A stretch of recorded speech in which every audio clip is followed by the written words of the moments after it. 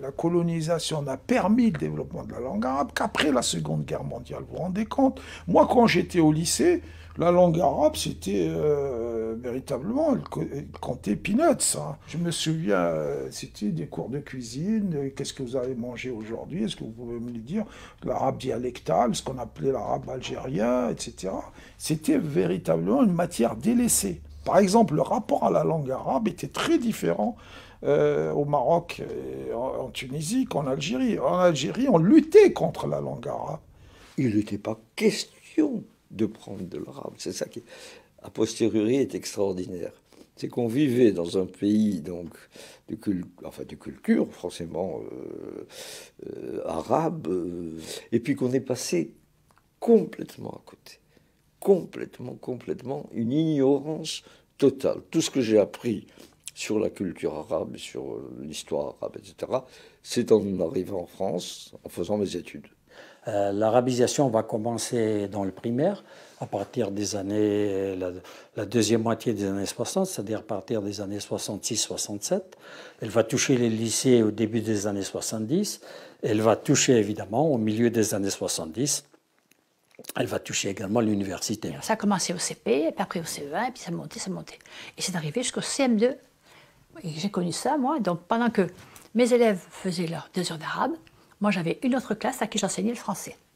Et j'avais des pères qui venaient et m'ont dit, moi, je ne veux pas. Si elle prend l'arabe, moi, je la mets chez les sœurs. Et j'avais dit, mais chez les sœurs aussi, on va faire la même chose. Vous voyez, il y avait beaucoup de papas qui ne voulaient pas que leurs filles apprennent l'arabe. J'étais très engagée pour qu'il y ait une arabisation de l'enseignement, mais tout à fait hostile à ce que ça se fasse au détriment de la qualité. Et donc, les enseignants d'arabe qui ont été recrutés, on est allé les chercher dans les écoles coraniques, et puis les enseignants du Moyen-Orient qui sont arrivés massivement dans le système scolaire algérien, et avec lesquels il y a eu parfois une bonne entente, mais le plus souvent des frictions qui étaient des frictions de méthodologie. Alors, il y avait des chefs d'établissement qui choisissaient, qui préféraient les Syriens ou les Irakiens plutôt que les Égyptiens. Enfin, il y avait toute des stratégies comme ça pour adapter le personnel aux exigences du milieu. Moi, je vis le début de cela à la fac d'Alger. La fac d'Alger, les cours sont en français, mais arrivent des professeurs qui font un enseignement en arabe obligatoire. Et ces professeurs sont souvent de très mauvais enseignants. Ils viennent d'Égypte, du Yémen. Ils ne sont pas pédagogues. Je ferai 1 an d'arabe, parce que c'était obligatoire. Il ne m'en reste rien parce qu'ils étaient des pas bons professeurs. Mais commence cette arabisation et va suivre, évidemment, une façon de remettre le religieux au cœur de la vie publique, etc. Et donc, on avait commencé à créer une section arabisée à la faculté de droit en 1967. Et lorsque je suis devenu doyen de la faculté de droit, on avait déjà eu un important nombre d'étudiants en langue arabe pour avoir une section un peu autonome, une section arabophone, à côté de la section francophone, qui elle était évidemment très majoritaire à l'époque. Les étudiants francophones représentaient les 3/4, alors que les étudiants de langue arabe ne représentaient même moins d'1/4 des étudiants à la faculté de droit. Mais petit à petit, ça va se renverser. Et à la fin des années 70, la section arabophone est devenue dominante. Et puis au début des années 80, on a fini par décréter qu'il n'y aura d'enseignement en droit qu'en arabe. Et donc, c'est la disparition de la section francophone. Il y a eu des problèmes quand on a débattu de la généralisation de l'arabisation. Pendant un certain temps, n'ont été arabisées que les disciplines des sciences sociales, c'est-à-dire le droit, l'économie, l'histoire, la sociologie, etc. Tandis que les disciplines scientifiques, mathématiques, physique, chimie, médecine, etc., continuent en français. Donc on avait effectivement deux catégories de formation qui sont apparues. Et nous avions la querelle, évidemment, de l'arabisation, qui a commencé assez tôt. Elle a commencé déjà à la fin des années 60 et surtout au début des années 70 pour devenir une affaire politique importante au cours des années 70. Et le parti va s'emparer de cela pour faire de la querelle de l'arabisation un moyen d'arriver au pouvoir de cette nouvelle classe d'arabisants qui s'estimaient mis de côté, sous-estimés par leurs collègues francophones.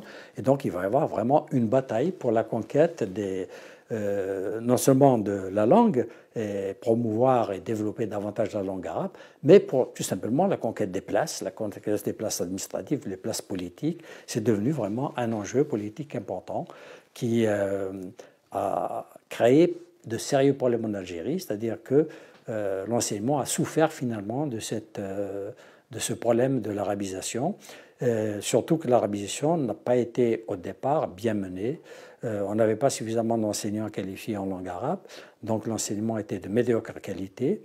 Il faisait une sorte de complexe vis-à-vis de ceux qui avaient la formation francophone, et cela se traduisait par une accusation: vous ne parlez pas l'arabe, vous maîtrisez le français, mais donc vous n'êtes pas de bons Algériens.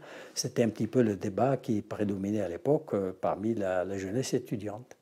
C'est une guérilla linguistique qui continue parce que les enjeux politiques ont surdéterminé les débats.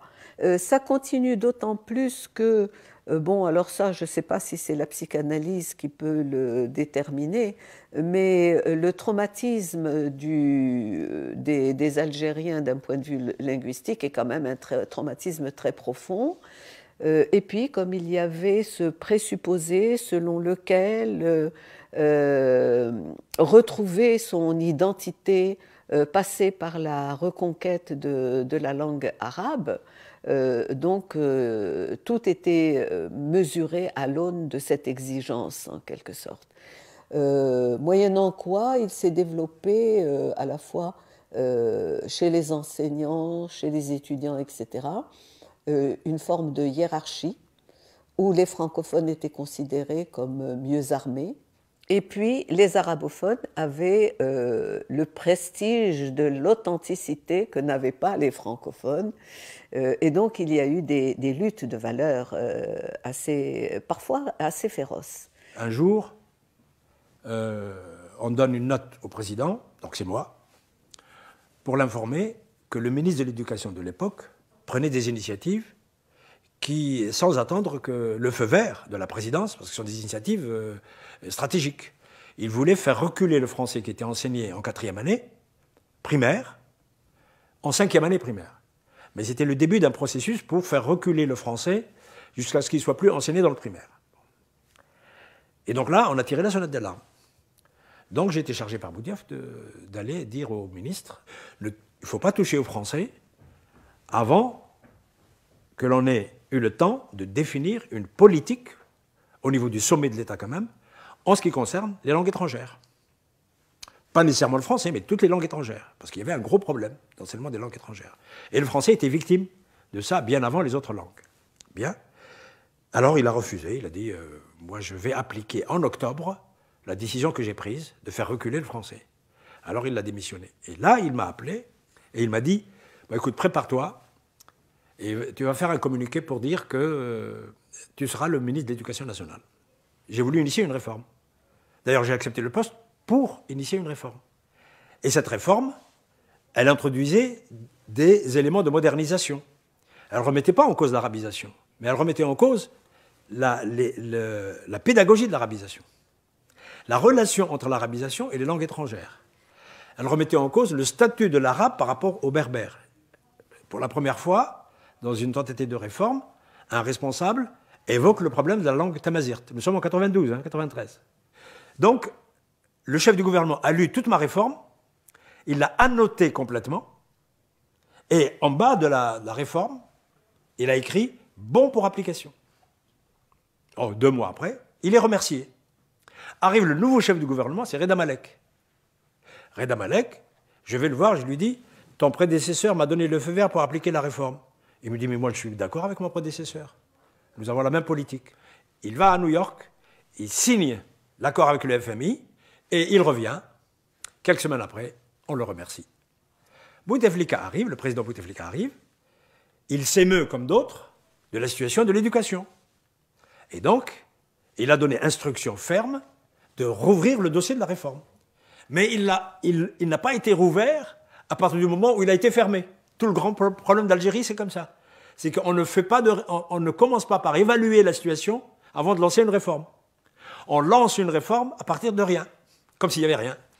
Et finalement, ils sont tombés d'accord après des palabres qui ont duré des semaines et des semaines sur un texte qui a été envoyé à la présidence et qui n'est pas sorti.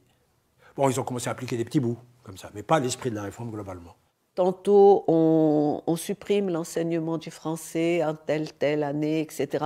Ensuite, on le réintroduit, on arabise telle discipline et on réintroduit le français. Et donc, les choses restent assez confuses et provoquent des tensions à l'intérieur de la société, à l'intérieur des individus eux-mêmes.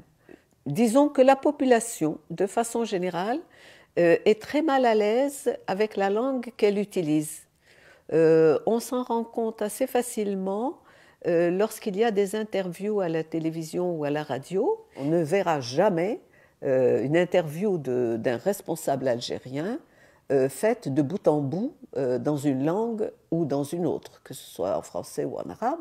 Il y a cette mauvaise conscience, en quelque sorte, qui est sous-jacente chez les francophones, parce qu'ils ne possèdent pas la langue arabe, et en même temps un dédain qu'ils affichent parfois vis-à-vis des personnes qui ne possèdent pas la langue française ou qui parlent mal la langue française. Donc il y a toujours des jugements de valeur sous-jacents à l'usage de ces langues. Et l'école n'arrive pas. L'école n'arrive pas à trouver à la fois un relais dans les familles, un relais dans la société et des méthodes d'enseignement d'un arabe qui ne soit pas un arabe, j'allais dire, artificiel. Car c'est vraiment un arabe artificiel qui est enseigné à l'école, qui est très peu en prise sur la société et qui n'a pas de relais familial. Voilà. Donc c'est un arabe un peu préfabriqué, avec lequel on bricole plus ou moins, et qui ne permet pas un développement souple de la pensée. Et aujourd'hui, donc, la nouvelle ministre, eh bien, elle est en train de batailler contre vents et marées. Les vents et marées étant essentiellement des courants idéologiques, des courants qui ont sacralisé la langue arabe, qui ont sacralisé la dimension religieuse dans la formation du futur citoyen. Personnellement, j'ai signé une tribune il y a quelques semaines avec 6 intellectuels. Et ce n'est que lorsque Le Monde a accepté de publier le tiers du texte, le tiers qu'on a dû charcuter, que les idéologues, les porte-paroles des idéologues à Alger se sont réveillés. Et donc les histoires de réforme, c'est le monstre du Loch Ness. Nous avons en Algérie, malgré la sécheresse des oueds, des monstres du Loch Ness qui n'ont pas besoin d'oueds ni de rivières et qui de temps en temps se réveillent dans les médias. Voilà.